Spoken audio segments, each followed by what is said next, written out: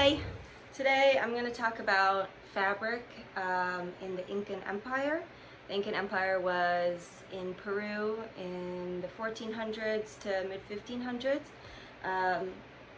And I'm going to talk about their relationship to fabric, to textiles, to wool, how they produced it, artisans, how they structured their society, color, dye, all that sort of stuff. So the Incas mostly used wool from camelids like alpacas and llamas, also vicuñas, which were non-domesticated, so they were fully wild. I have some alpaca wool here today. Alpaca wool is really cool because you don't need to wash it. It doesn't have any lanolin, so you don't have to scour it. It has a really high yield. And you can actually spin it right from this, but to make it easier on myself, I have hand carders. I've already started doing that, and this basically partially aligns the fabrics in the vertical. It also gets out some of the bigger chunks of dirt, and it opens up the staples and locks so it's all fluffy and really easy to spin. I also have a drop spindle. This is a top whirl drop spindle. There's tons of evidence for Incans using drop spindles. For example, there's a tomb site from a female Incan royalty member who had a workbox buried with her with tons of painted drop spindles in geometric designs like zigzags and dots. The Incans, that was a big stylistic element of lots of Incas material goods like clothes, like the chumpi, ceramics, sandals. They use a lot of these geometric stylizations, I guess.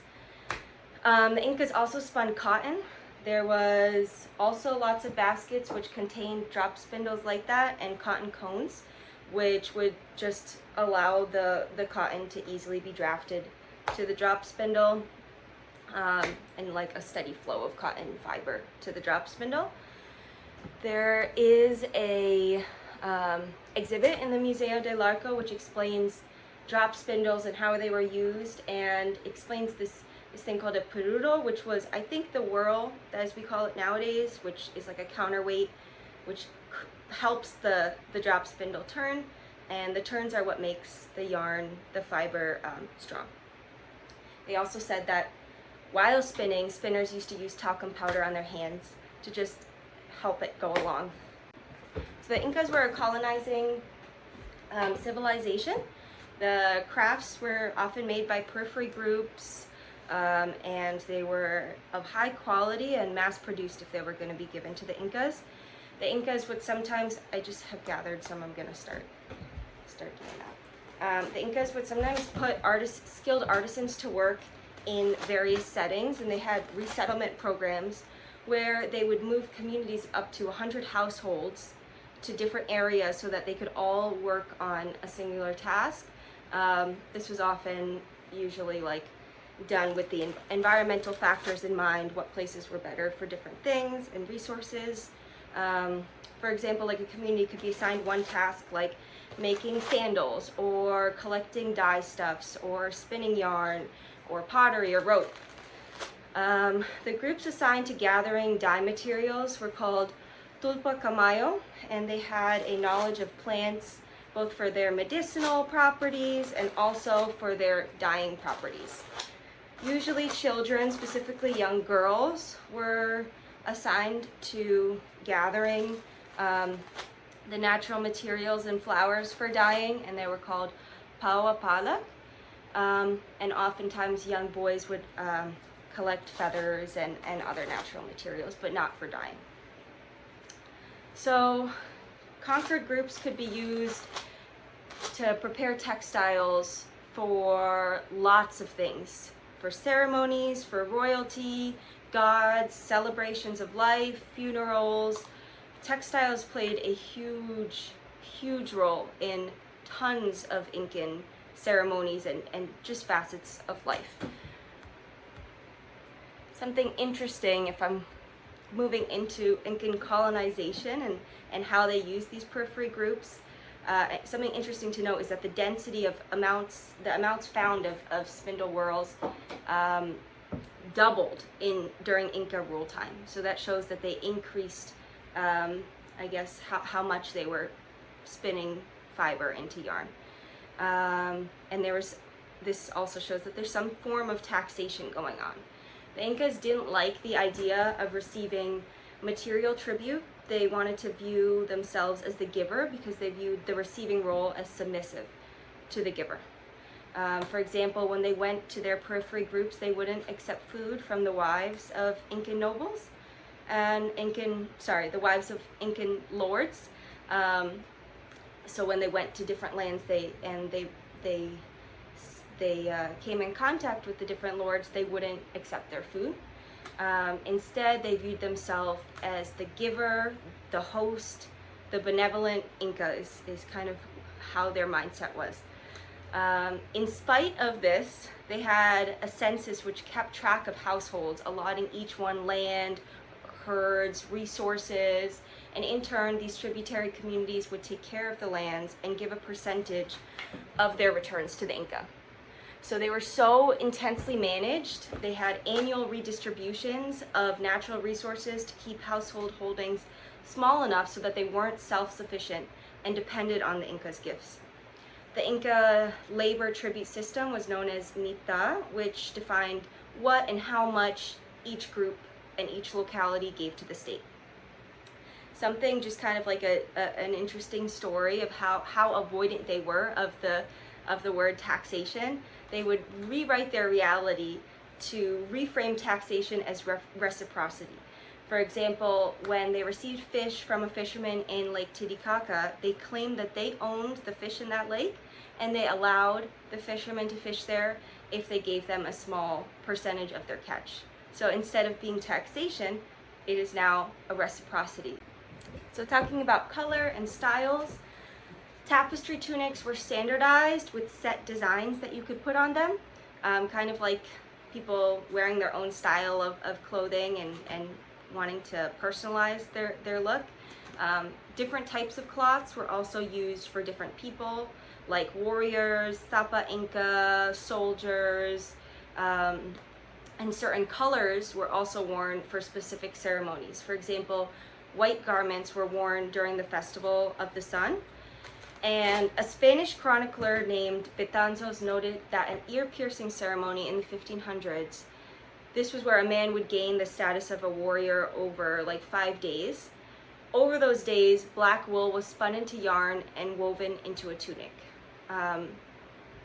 Also, red fabric was for the Sapa Inca alone. It was called mascaipacha. And so color and the type of fabric and the type of weft and everything plays a big role in Incan life and in determining status and all of those things. Red, the color red, comes from the cochineal insect, and it produces kind of a cool-toned bluish red. And then several species of the genus Relbunium create a natural red dye from their roots, which is more of a warm-toned orangey red. There's chemical evidence for the mixing of these dyes to create a more blood-colored, well-known dye. But red was super important with the Incas, with the mascaipacha being one of the most iconic colors in the Incan textile world. So now I'm going to talk about some of the logistics of wool while I use the drop spindle. So this is the drop spindle. You just spin it to allow the twist to build up in this part of the fiber, and then you park it between your legs, and then you card the fabric, which means pulling up on it until you get the thickness that you want here, and then you let go to allow the twist to move up into the carded fabric. Do it again. And then you let go, and you can spin it some more. So each family would receive wool from state stockpiles. Textiles were, when they were used to give to the Inca, they were woven by specialists like male Kumbi and female Akyas, which were women who were chosen for religious services, and they basically embodied the state as the benevolent owner of the state, or the benevolent giver, like the Inca.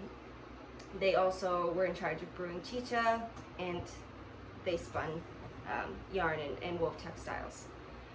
In terms of households, women would spin yarn and also weave the cloth.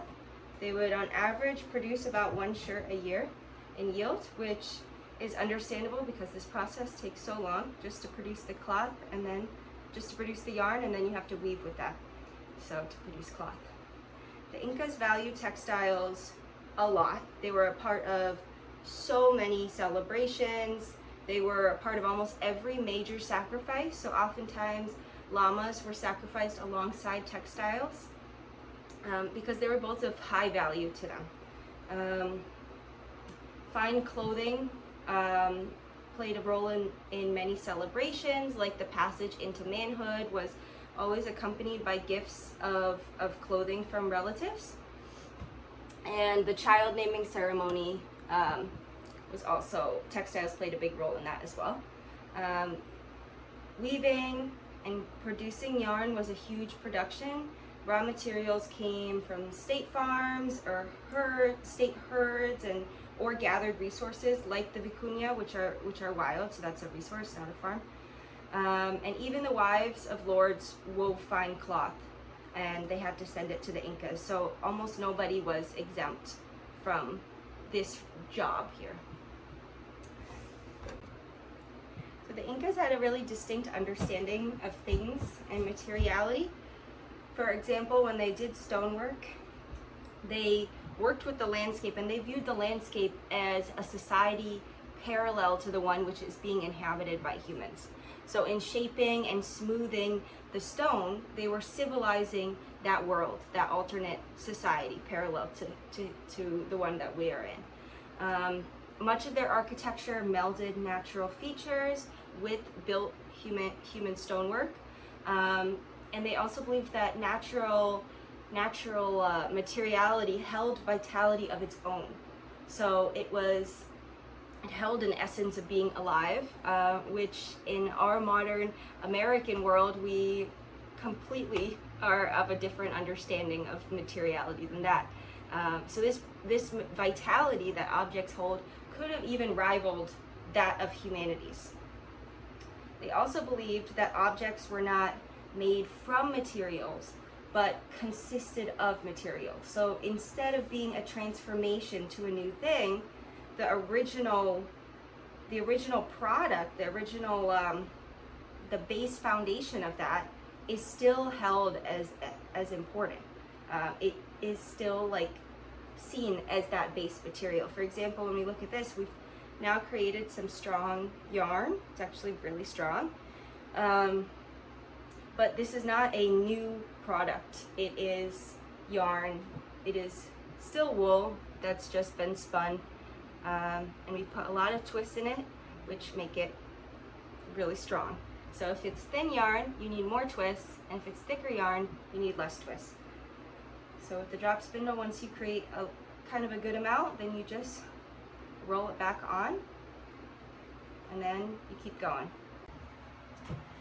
So I hope you learned a little bit on how to use a drop spindle and how to create yarn using wool, and also a little bit on the Incan Empire, their epistemology, how they structured their society and their politics, how they went about colonization, and how they understood materials and materiality, natural materials, specifically fabrics, and the intense role that it played in their daily life. Thank you very much.